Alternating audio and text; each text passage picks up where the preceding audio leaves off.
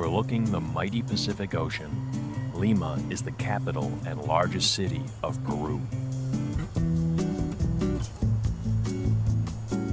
It's one of the largest cities in the Americas, with an urban metro population of over 10 million people. Founded by Spanish conquistadors in the 1500s, during the next century, Lima flourished as the center of an extensive trade network that integrated Peru with the rest of the Americas, Europe, and Asia. But long before the conquistadors arrived, the area had already been inhabited for thousands of years.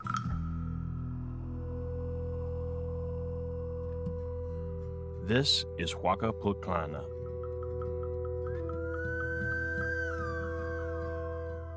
Made of adobe and clay, it is thought this pyramid for the Lima culture between about 1500 and 2000 years ago. Being located in the middle of a densely populated urban center has made excavation of the site difficult. While many mysteries about the Lima culture still elude our understanding, it is believed this structure served as an important ceremonial and administrative center. From this pyramid, an elite class of priests would have supervised the production and storage of food. The development of irrigation was central to the survival of the early civilizations of Peru.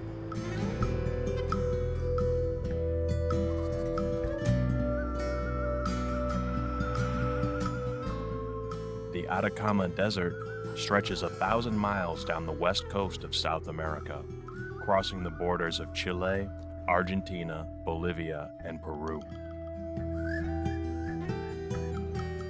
It's the driest non-polar desert on Earth, receiving less than an inch of annual rainfall.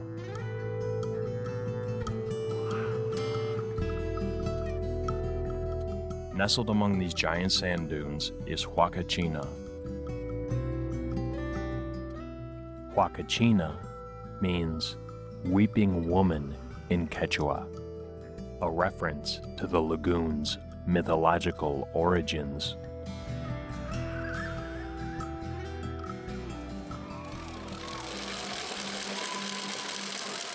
With an estimated 8 to 10 million speakers, Quechua is the most widely spoken pre-Columbian language in the Americas. In the shadow of towering volcanoes, Arequipa is the second most populated city in Peru. This is the annual Christmas Day parade, held every year in the town's center. Almost every city designed by the colonial Spanish centers around a Plaza de Armas, borrowing from classic Roman military planning. Arequipa's historic plaza, with its intricate Baroque architecture, is cut from volcanic ashlar stone. After Peru became an independent republic, the city has served as a backdrop for many Peruvian intellectual and political revolutions. Its rich history and the proud regionalism of its citizens have led to the honorary title, the heroic city of the free peoples of Arequipa.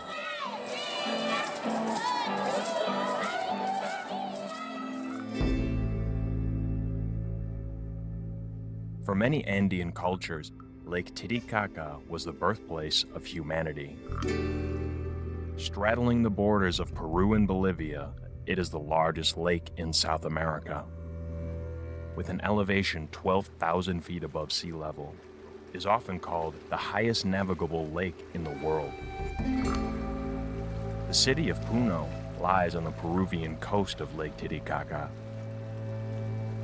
With less than 2 miles of flat land between the lake shore and the mountains, the growing city has made competition for space fierce. Some of the area's older inhabitants have developed ingenious ways of creating space.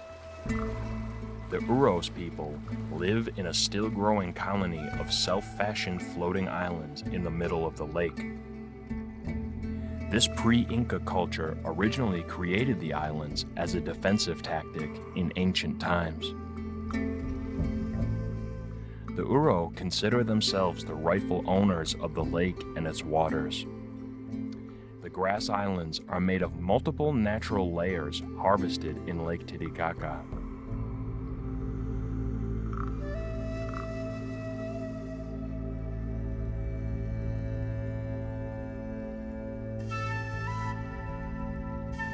To the conquistadors of colonial Spain, Peru was a land of fabulous, untapped wealth. The country is fantastically rich in mineral resources, including gold and silver. But precious metals are far from the extent of Peru's natural wealth. These salt mines near the town of Maras have been in use continuously since pre-Inca times. Salt water erupts from the ground naturally from a nearby spring. The locals have been using this massive collection of pans for centuries to harvest the salt after the water has evaporated. The pans are run collectively by the village and provide an integral source of revenue for the local community.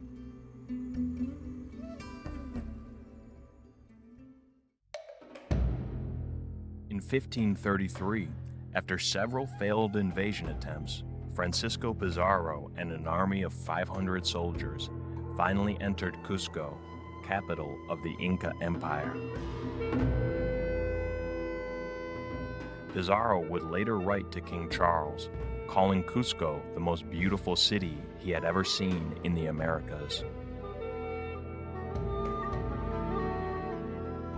Within 30 years, the Spanish had toppled the empire and erected soaring cathedrals in the town plaza.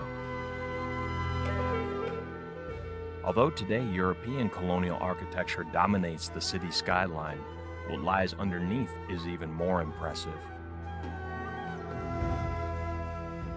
Many buildings still in use today are built on foundations first laid by Inca masons hundreds of years ago.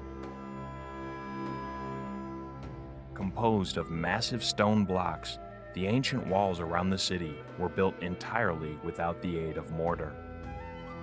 Each block was cut to fit perfectly with every other surrounding block, requiring a painstaking amount of care and attention to detail. The word Inca translates roughly to ruler in Quechua. Though beginning as the humble kingdom of Cusco, the Incas would expand their domain into one of the most impressive civilizations of the ancient world. The Incas, a relatively small group of less than 50,000 people, through a series of conquests would grow to govern an empire of 10 million.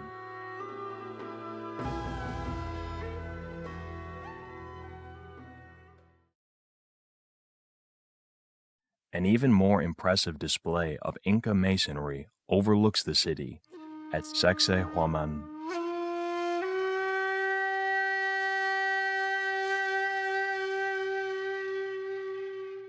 Upon their arrival, the Spanish were struck by the immensity of this fortress and the scale of its massive stones. So large, it seemed impossible that human hands could have set them in place. Some of the blocks are estimated to weigh over 200 tons. Their precision, combined with the variety of their interlocking shapes, is thought to have helped the ruins survive devastating earthquakes. Archaeological studies indicate that the earliest occupation of the hilltop dates to about 900 AD by the Quilque culture. Beginning about the 13th century, the Inca expanded on this monumental construction. It is estimated the construction took 50 years and 20,000 men. All male citizens of the Inca Empire were responsible for not only providing for their own family, but also completing mandatory government services. This system formed the basis of the Inca economy, which functioned completely without currency. Within 200 years, the Incas expanded from their homeland in the Cusco Valley across a 3,000-mile range of western South America. In addition to being master architects, the Incas were exceptionally skilled in all areas of science and medicine. This skull shows evidence of a successfully completed brain surgery. What is even more miraculous is that the Inca were able to expand into one of history's great empires without the use of writing. The Inca recorded all of their numerical information using quipus. Made using anywhere from a few dozen to a few thousand strings, number data would be recorded as knots.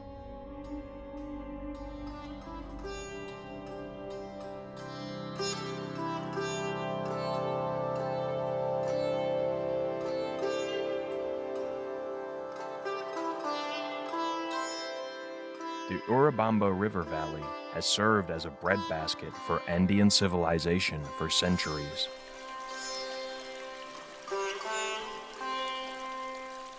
Its extremely fertile soil attracted early settlers to the area almost 3,000 years ago.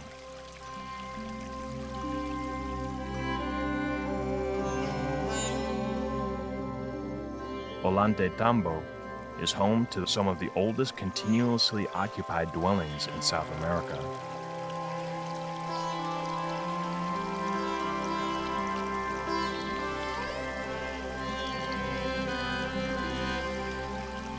The use of agricultural terracing throughout the region permitted farming on otherwise unusable terrain.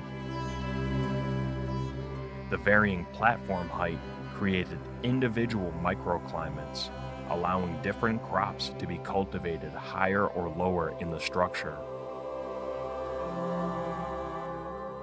To house their surplus crops, the Incas built several storehouses in the hills surrounding Ollantaytambo.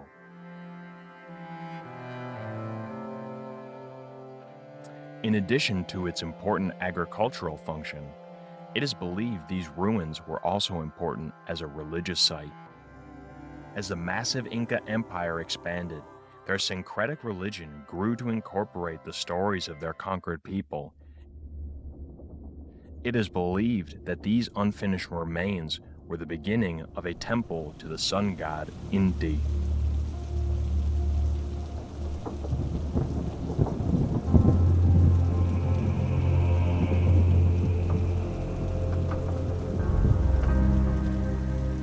High in the rainy mountains above the Urubamba Valley sits Incan civilization's most familiar icon.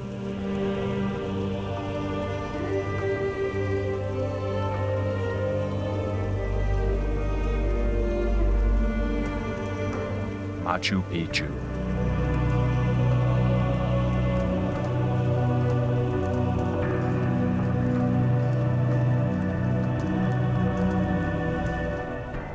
Though only 50 miles from the city of Cusco, the conquistadors never discovered it.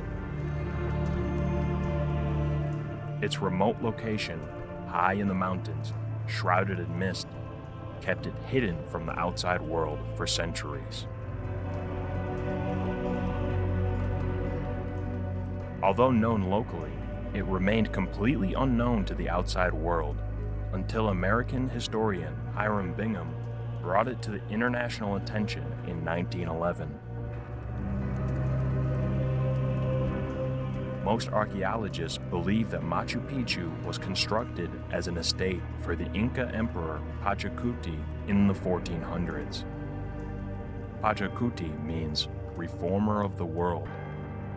During its heyday, it's estimated almost 1,000 people lived at Machu Picchu, mostly serving as staff to the royal family.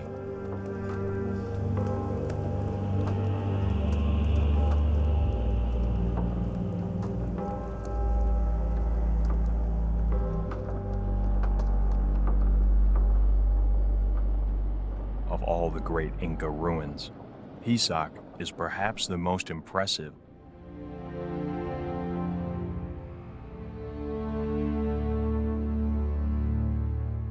Its colossal complex of terraces, barracks, and dwellings cover an area of almost 4 square kilometers.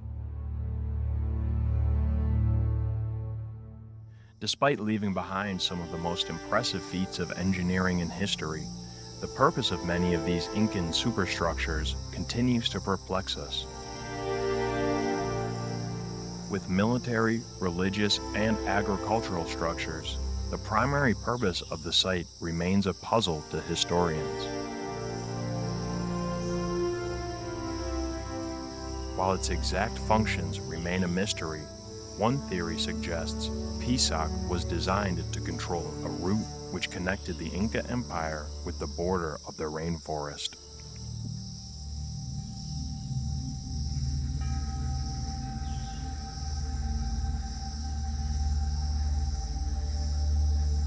Stretching across nearly the entire continent of South America, the Amazon River is by far the largest river by volume on Earth. Over 60% of modern Peru is covered in the lush Amazon rainforest. Yet the area's dense jungle keeps it extremely remote, being home to only 5% of the country's population. The Amazon rainforest is one of the most biologically diverse areas on Earth. As a nation, Peru is home to the most number of bird species.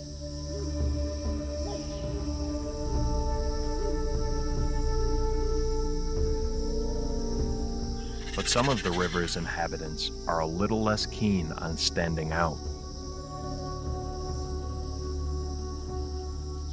The green anaconda thrives in the tropical swamps across the Amazon. Lacking a venomous bite, the snake relies on its tremendous size and strength to constrict its prey before swallowing it whole. Adults grow an average of nearly 20 feet long and weigh almost 200 pounds.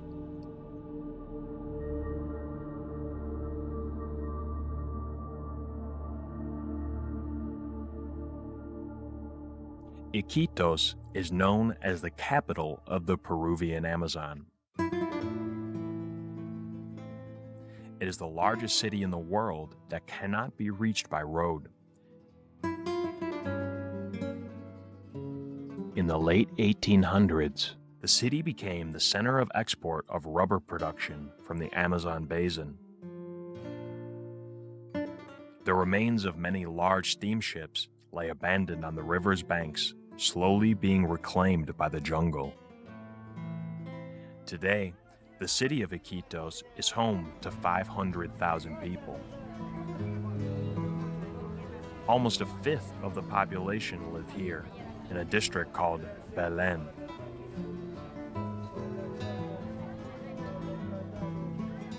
Seasonally, the water level can rise by as much as 6 meters, so most of the homes here either float or are built on stilts.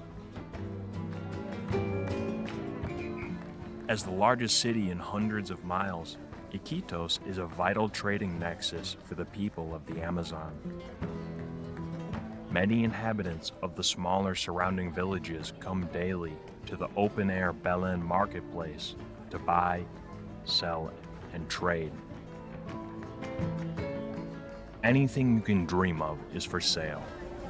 Every morning, the crowded market is home to a dizzying variety of produce, meat, live animals, spices, and folk medicine. Fishermen clean their daily catch of river catfish, piranhas, and tambaqui.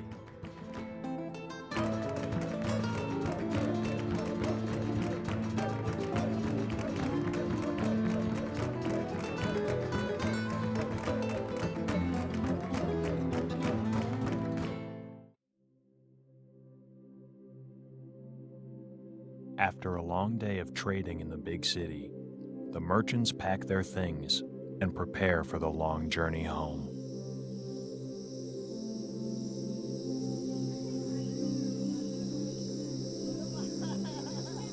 returning to their villages for some much-deserved rest.